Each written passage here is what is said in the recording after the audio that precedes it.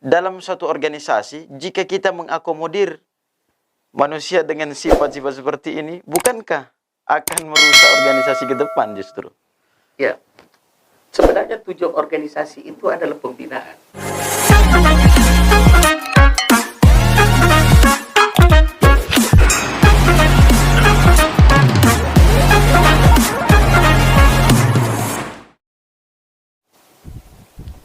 Assalamualaikum warahmatullahi wabarakatuh. Jumpa lagi bersama saya Syakban Sartono. Pada kesempatan kali ini saya bersama Pak Doktor, orang hebat beliau ini di Sulawesi Selatan. Nama beliau adalah Dr. Muhammad Nur SH MPD MH. Beliau adalah seorang lawyer di Sulawesi Selatan, dan lebih uniknya beliau adalah pendiri dari satu organisasi besar di Indonesia, namanya Badan Advokasi Investigasi Hak Asasi Manusia Republik Indonesia, atau yang biasa dikenal umum BAIN-HAM RI. Ya. Nah, yang saya tertarik dengan pergerakan ini adalah organisasi ini sudah tersebar di hampir seluruh wilayah Indonesia. Di beberapa provinsi, sekitar berapa persen di seluruh wilayah Indonesia ini telah ada BAIN-HAM RI. Dan cukup besar pergerakannya mengawal setiap kebijakan-kebijakan pemerintah yang ada di negara Kesatuan Republik Indonesia. Nah, pada kesempatan hari ini saya bersama beliau di studio Lawyer Speaking. Nah, kita juga jumpa di channel Bidik Casting. Nah, pada kesempatan ini kita ingin berbincang-bincang dengan beliau bagaimana caranya beliau memanage organisasi ini sehingga bisa besar seperti ini, juga bagaimana manajemen di dalamnya sehingga organisasi itu mampu bertahan hingga beberapa tahun. Bahkan sekarang sudah sekitar 7 tahun, berapa tahun? 5 tahun lebih. Sekitar 5 tahun lebih. 6 tahunan sekarang. Ya, artinya sudah beberapa tahun dilewati ini masih eksis. Oleh karena itu, tidak kita membuang waktu yang lama lagi. Mungkin Pak Dokter bisa mengenalkan organisasi itu, juga supaya pemirsa BD Casting bisa mengetahui lebih detail organisasi yang Pak Dokter pimpin ini. Ya, baik. Terima kasih banyak Pak Syakban. Ya, beliau juga ini orang hebat. Ya, beliau seorang jurnalis dan sekaligus calon lawyer, calon advokat. Berbicara BAIN-HAM RI itu didirikan di tahun 2015. 2015. Tepatnya di bulan 5, tanggal 25 bulan 5. Tanggal 25 bulan 5. Ya. Dan itu hasil perenungan, hasil keinginan untuk berbuat untuk bangsa. Kami mau berkontribusi juga terhadap bangsa ini supaya nama kami juga bisa dicerita oleh anak cucu bangsa ini ke depannya tentang ikut andilnya kami dalam membangun bangsa ini. Wow, baik luar dari biasa. sisi mana ya kami berkontribusi, setidaknya kami tidak melakukan provokasi untuk merusak negeri ini dan tidak juga untuk menjadikan negeri ini sebagai perbincangan-perbincangan untuk malah menjatuhkan negeri ini. Jadi menarik. dari situ tahun 2005 ya, tahun 2015 sampai saat ini BAIN-HAM RI itu di tahun 2019 kemarin itu sudah terbentuk di 34 provinsi di seluruh Indonesia. 34 provinsi. Tahun 2019 ya. Dan sampai hari ini di tahun 2021 BAIN-HAM RI sudah terbentuk di tingkat DPD. Jadi tingkat DPD itu adalah kabupaten kota. Kabupaten kota. Tingkat provinsi itu adalah wilayah. Ya. DPW, Dewan Pimpinan Wilayah. Itu sudah terbentuk 75% dari kabupaten kota di seluruh Indonesia. Wow. Ya. Jadi kalau ada yang bertanya di mana besar itu BAIN-HAM RI, di seluruh Indonesia. Seluruh Indonesia. Karena hampir merata di seluruh Indonesia, kabupaten kota maupun provinsi itu sama-sama besar BAIN-HAM RI. Ya. Nah, kalau pertanyaannya bagaimana memanage satu organisasi sehingga bisa sampai ke titik ini? Betul. Tentu sama saja perasaan yang lain. Iya. Sama saja pimpinan-pimpinan organisasi yang lain. Cuma pola yang kami gunakan adalah pondasi kepemimpinan itu adalah hal utama dalam satu organisasi. Pondasi kepemimpinan. Jadi pondasi itu maksudnya adalah gaya kepemimpinan yang lebih mengedepankan rasionalitas dibandingkan daripada rasa. Oh, ya ini yang menarik. Gaya kepemimpinan yang lebih mengedepankan rasionalitas daripada perasaannya sendiri, rasa sendiri. Wow, ini menarik. Dan ini cukup sedikit orang yang mampu melakukan hal ini. Iya. Jadi ada yang tidak bisa dipungkiri. Istilahnya kalau bahasa-bahasa orang awam, ya kita berikan apapun yang terbaik untuk seseorang. Kalau karakter orang itu memang seperti itu keadaannya, maka akan seperti itu pembawanya. Jadi bagaimana cara memimpin orang seperti ini? Ya kan, itu kan jadi pertanyaan. Ini kan problem sebenarnya. Jadi pemimpin itu harus mengakomodir orang baik, orang yang tidak baik, orang pintar, orang bodoh, ya bahkan pengkhianat pun.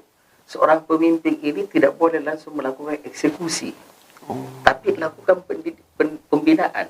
Berikan kesempatan seseorang untuk terus melakukan evaluasi. Ya. Nah ini yang menarik.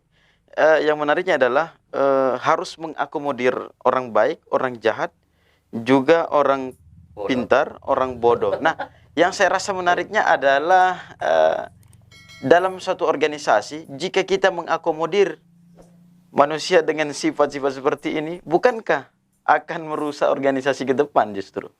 Ya, sebenarnya tujuan organisasi itu adalah pembinaan.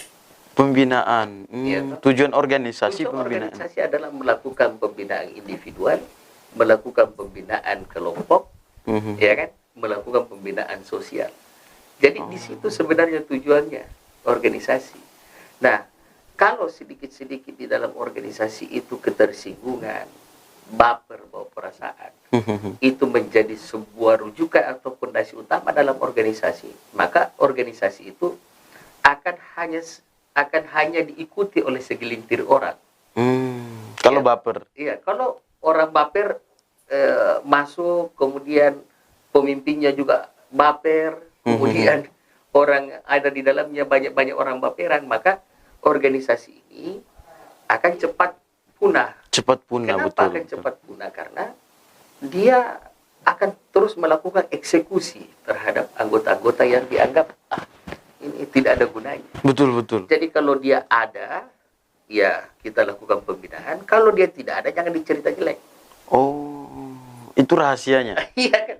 Nah, yang menariknya adalah harus dilakukan pembinaan terus. Nah, jika dalam pembinaan, melakukan pembinaan, ada teguran dan sebagainya, tapi wataknya dasarnya memang seperti itu untuk mengatasinya seperti apa?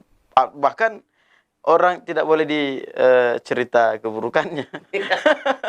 Jadi, Iya. memang sulit dari sisi praktek ya.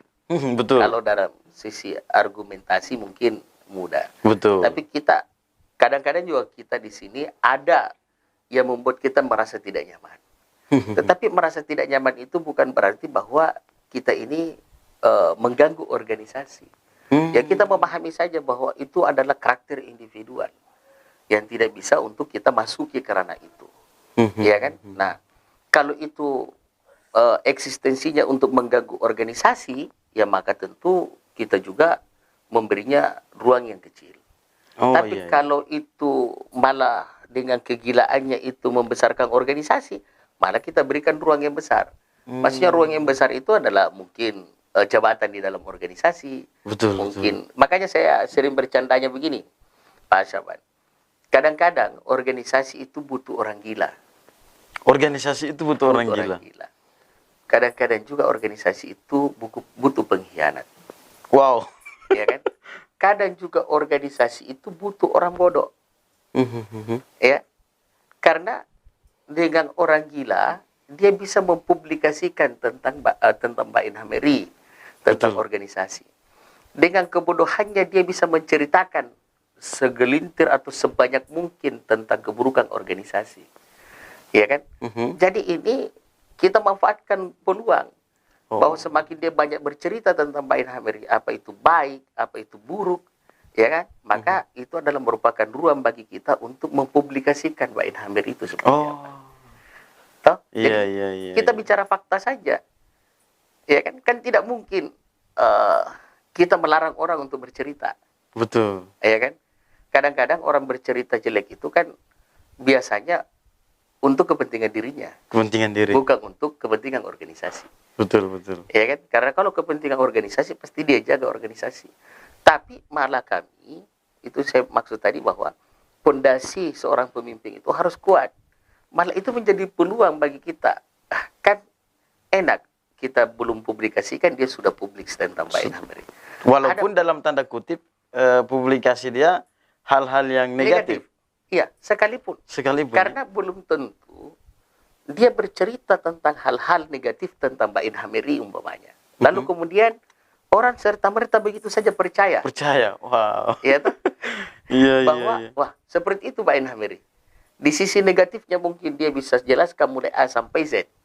Tapi mungkin orang yang mendengarkan itu malah tertarik untuk bergabung di Mbak Inha Hamiri. Wah, iya, iya, Dan iya. itu kita buktikan. Banyak orang yang dari awal menceritakan Mbak Inha Hamiri, kemudian orang itu datang dan dia menyampaikan bahwa ini menceritakan tentang Mbak Inha Hamiri bla bla bla. Tapi saya malah senang dengan Mbak Inha Hamiri. Oh. Itu artinya bahwa ya kita mendapatkan lagi peluang untuk mempublikasikan Mbak Inha Hamiri secara gratis tanpa kita harus membayar orang. Iya, iya. Iya kan? Iya, iya, Ya, betul. jadi betul. itu. Jadi saya sering berpesan kepada anggota seluruh Indonesia bahwa kalian ini akan banyak yang memfitnah, akan banyak yang mengejek, akan banyak yang mentertawakan, ya kan? Ada yang mengatakan bahwa Mbak Inha Hamiri itu sama saja LSM dengan ormas. Oh tidak, tidak. Anggaran dasar kami tidak ke sana ranahnya.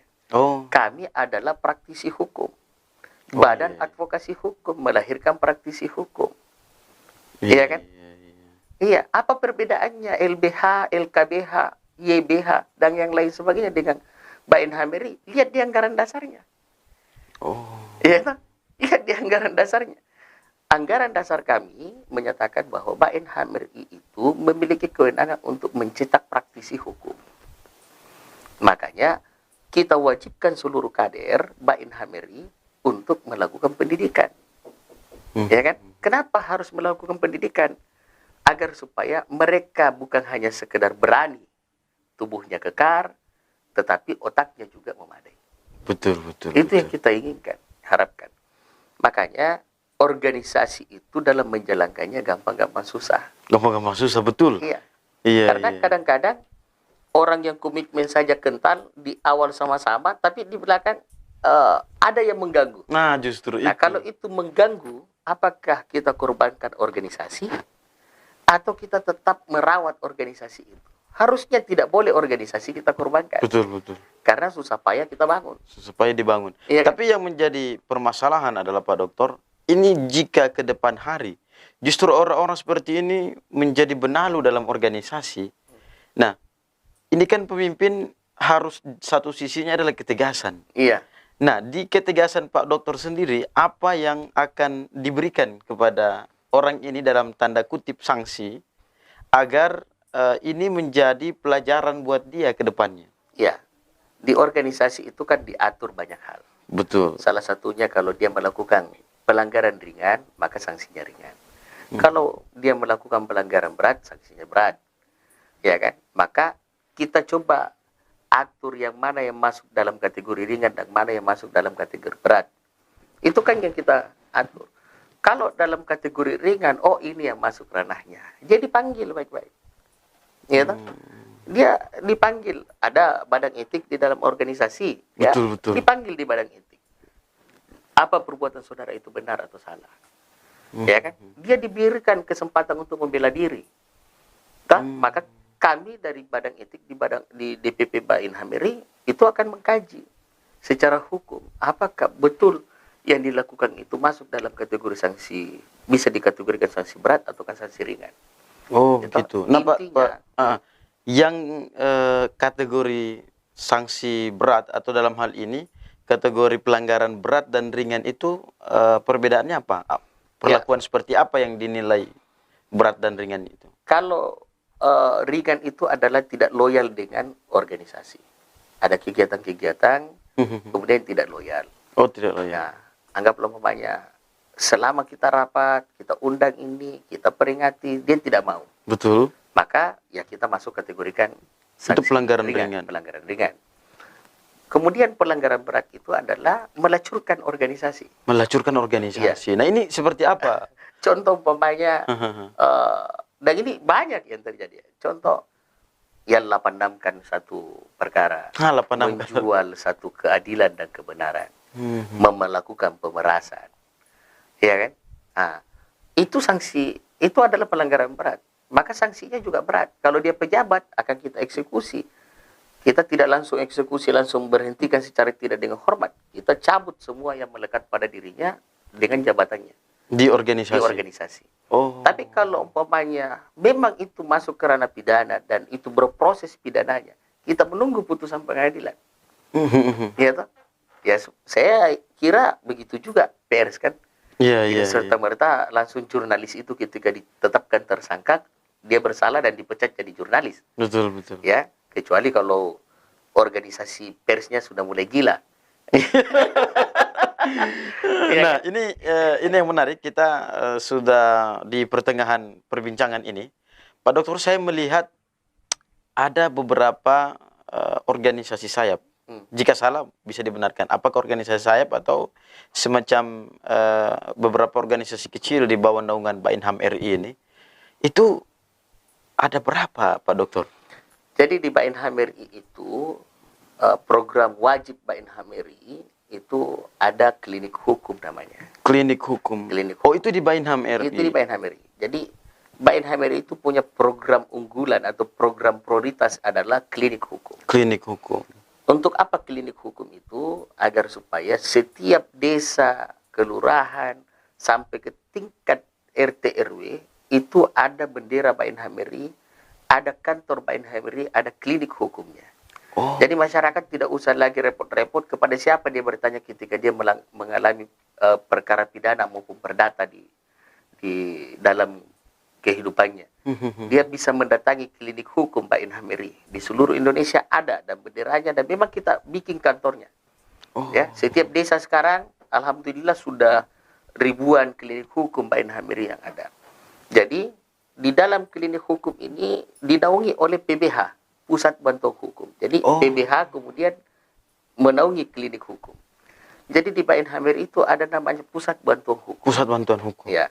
Kenapa ada PBH? Supaya ranahnya yang terkait persoalan hukum itu langsung disentuhkan ke PBH. Oh. Jadi orang melapor di klinik hukum, lalu kemudian orang di klinik hukum ini berkonsultasi dengan Pusat Bantuan Hukum. Kalau di DPP Pusat Bantuan Hukum Bainham RI, di tingkat DPP, di tingkat DPW, dan di tingkat kabupaten kota.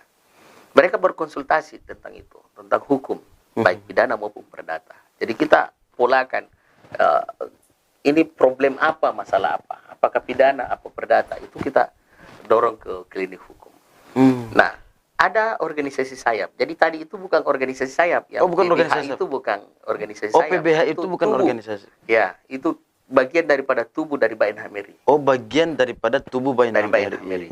Ya, jadi bukan organisasi sayap. Jadi kita bentuk itu di dalamnya Bainham RI itu ada PBH, Pusat Bantuan Hukum, dengan klinik hukum. Klinik hukum. Dan itu program. Klinik ini program. Klinik hukum ini apakah berbayar atau tidak? Ya, jadi klinik hukum ini gratis seluruh Indonesia. Gratis seluruh Indonesia. Gratis seluruh Indonesia. Jadi klinik hukum ini teman-teman semua di seluruh Indonesia mewakafkan dirinya ketika dia mengikrarkan diri untuk masuk di klinik hukum sebagai membantu masyarakat melakukan pendampingan hukum secara gratis masyarakat. Itu klinik hukum Bainham RI.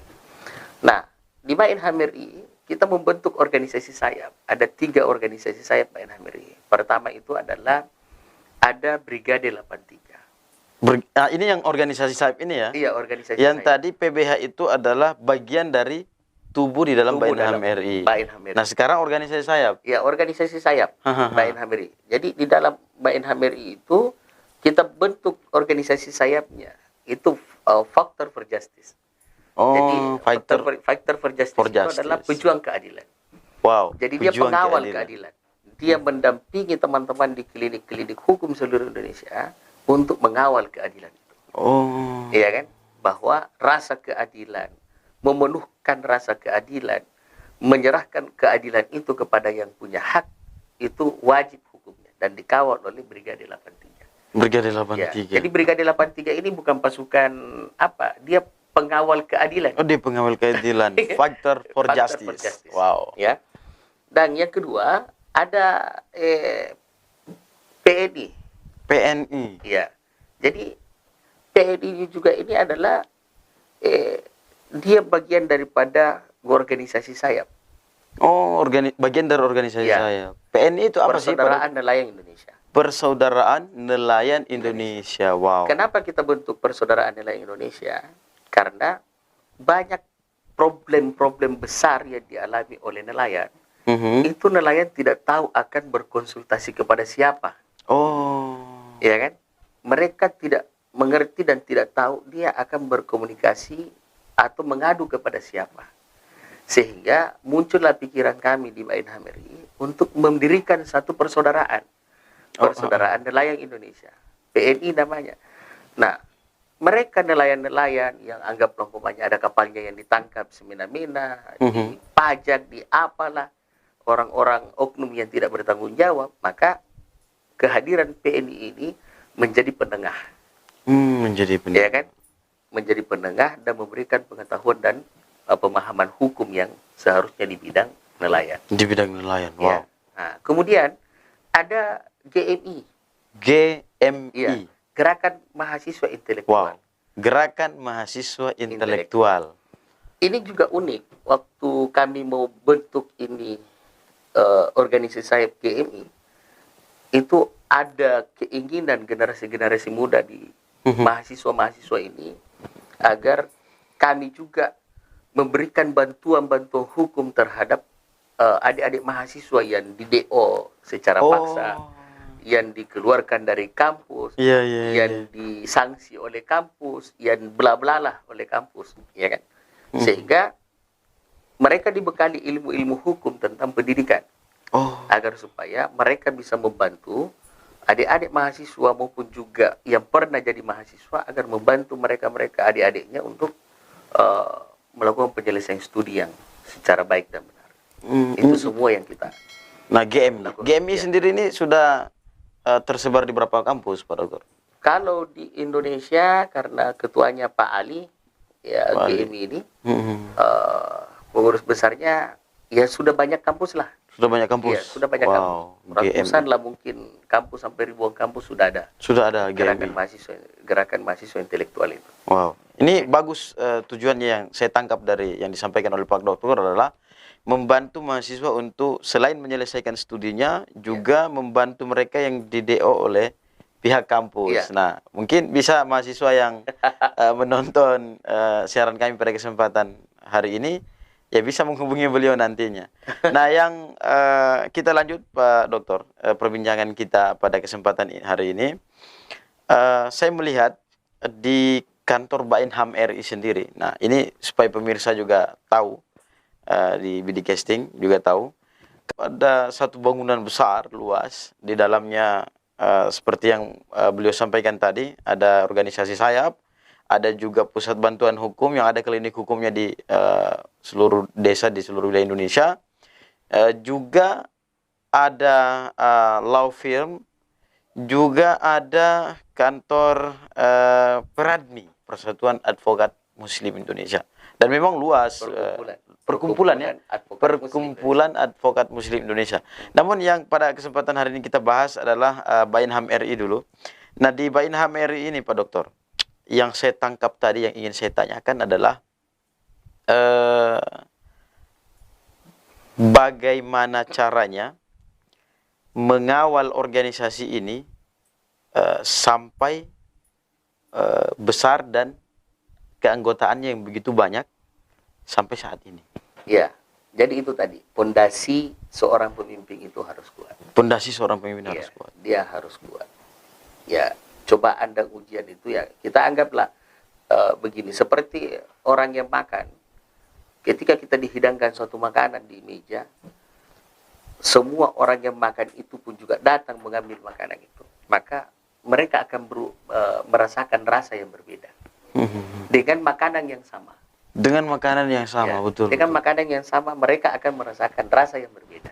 Ada yang merasakan kurang lah garamnya, ada yang merasakan terlalu pedas lah, ada yang merasakan terlalu nikmat, ada yang merasakan tidak enak.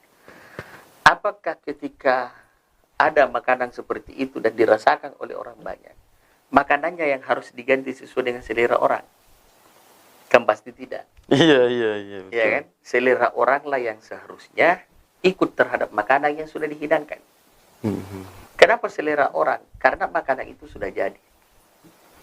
Sudah Iya jadi, kan? betul. Iya. Di saat ada problem organisasi, tidak boleh organisasinya itu dibubarkan. Tidak mesti juga organisasi itu yang harus Menjadi korban. dibubarkan ataupun juga distagnankan. Tidak bisa. Karena kenapa? Oknum yang ada di dalamnya ini akan berbeda tujuannya.